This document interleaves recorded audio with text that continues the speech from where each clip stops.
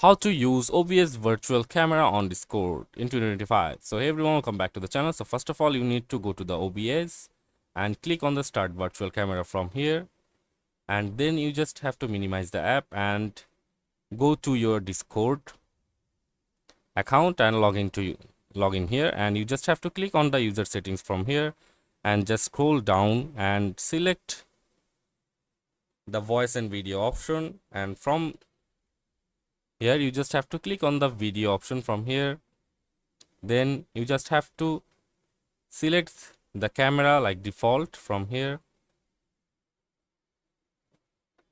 and click on test video.